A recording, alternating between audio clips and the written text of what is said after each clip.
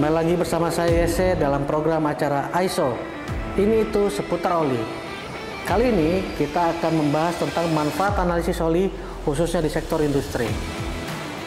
Pada engine, analisis oli dapat memberikan informasi mengenai kondisi dari sistem pemasukan udara dengan memantau kontaminasi kadar silikon dalam oli. Dan pada sistem hidrolik, transmisi, gearbox, diferensial, dan sistem pelumas lainnya yang biasa tempat pembakaran tidak terjadi, analisis sampel oli industri juga harus tetap dilakukan secara rutin.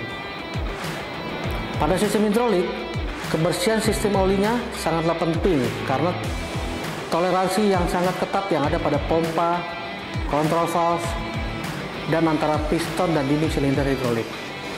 Nah, faktanya 75% kegagalan dari sistem hidrolik disebabkan oleh kontaminasi melalui debu, kotoran, dan uap air kondensasi. Oleh karena itu, analisis oli industri harus dilakukan secara teratur untuk memantau tingkat kontaminasi. Ada 3 poin penting manfaat dari analisis oli.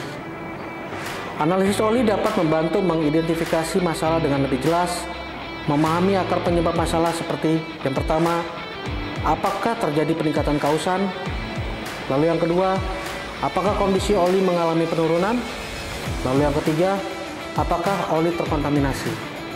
Nah, dari ketiga pertanyaan ini, kita dapat mengidentifikasi masalah dan mencari solusi yang efektif dari hasil pengujian dan rekomendasi untuk langkah selanjutnya, serta menentukan tingkat dari permasalahannya itu sendiri. Pada poin pertama, apakah terjadi peningkatan kausan?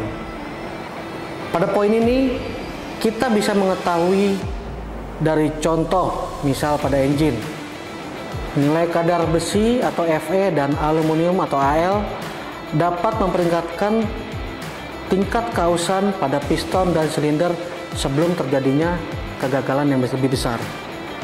Atau misal pada sistem hidrolik, kadar aluminium atau Al yang tinggi dapat menunjukkan potensi dari kegagalan si pompa itu sendiri. Untuk poin nomor 2, apakah kondisi oli mengalami penurunan? Nah, untuk mengetahui kondisi oli, kita bisa melihat dari nilai TBN pada engine yang turun secara drastis dapat menginformasikan bahwa oli mengalami penurunan kualitas. Atau nilai TAN yang naik pada sistem hidrolik, gearbox, dan lain-lain. Selain itu, nilai viskositas atau kekentalan oli yang tidak sesuai dengan range-nya. Untuk poin yang ketiga, apakah oli terkontaminasi? Nah, di sini kita akan mengetahui oli yang terkontaminasi tentu saja akan merusak kondisi oli. Sebagai contoh pada engine, kontaminasi jelaga atau soot hasil pembakaran dalam oli dapat menunjukkan sistem pemasukan udara yang terbatas, filter oli yang tidak efektif, pembakaran yang buruk, atau rasio udara atau bahan bakar yang berlebihan, atau juga masuknya air dan debu pada sistem hidrolik. Analisis oli industri juga dapat digunakan secara efektif untuk menentukan interval pergantian filter dan juga pembuangan oli yang tepat pada semua jenis sistem pelumas. Untuk menginterpretasikan hasil analisis dengan tepat, laboratorium harus diberitahu tentang viskositas dan jenis oli industri, jam servis, serta merek dan model komponen atau sistem tempat sampel itu diambil. Informasi ini harus dicetak pada kartu yang biasanya disertakan dalam karton sampel oli. Di sini kita bisa melihat contoh hasil lab pada sistem hidrolik mesin Sakmi tipe PH2890 yang menggunakan oli Delta Loop 706 Super Hydraulic Oil ISO-VG 46. Pertama-tama di sini kita perlu melihat informasi dari mesinnya, mereknya Sakmi, tipenya dia PH2890, komponen dia adalah hidrolik, komponen atau kompartemen, lalu oli yang digunakan adalah Delta Loop 706 Super Hydraulic Oil ISO-VG 46. Lalu setelah itu kita melihat jam pakai olinya itu sudah di 6792. Nah, kalau kita mengacu ke 3 pertanyaan yang tadi, yang pertama, apakah oli mengalami peningkatan kausan?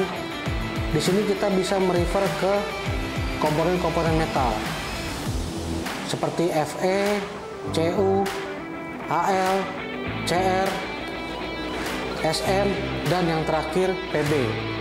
Di sini kita perlu melihat apakah oli-olinya ini nilai-nilai metal-metal kontennya ini nilainya sangat tinggi. Nah, kalau kita lihat dari limit maksimumnya ini semua masih pada normal, artinya tidak terjadi peningkatan kausan atau tidak terjadi kausan. Lalu berikutnya untuk pertanyaan kedua, apakah oli mengalami penurunan?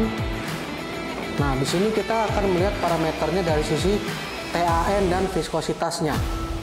Kalau kita melihat nilai TAN-nya, nilainya masih sangat kecil TAN-nya, karena maksimal yang diizinkan adalah nilainya 2 mg KUA per gram. Lalu berikutnya dari sisi viskositasnya, untuk sisi viskositas 40 dan 100-nya nilainya masih masuk standar.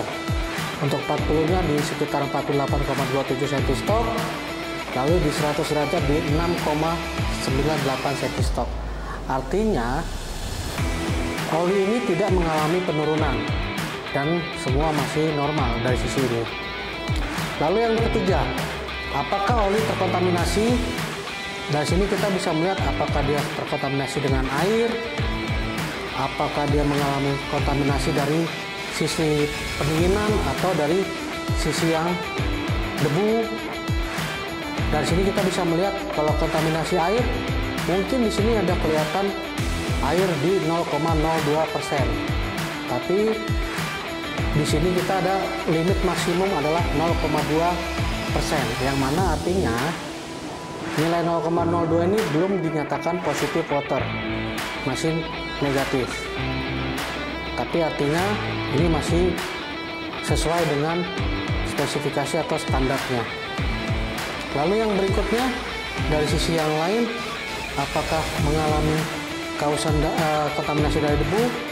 Dari sisi debu kita bisa melihat dari nilai SI dengan AL. Nilai SI dan AL nilainya semua masih sangat kecil sehingga tidak ada kontaminasi debu. Demikian pembahasan kita kali ini tentang manfaat analisis oli khususnya di sektor industri. Saya Yese, izin pamit undur diri. Sampai bertemu di konten-konten ISO selanjutnya.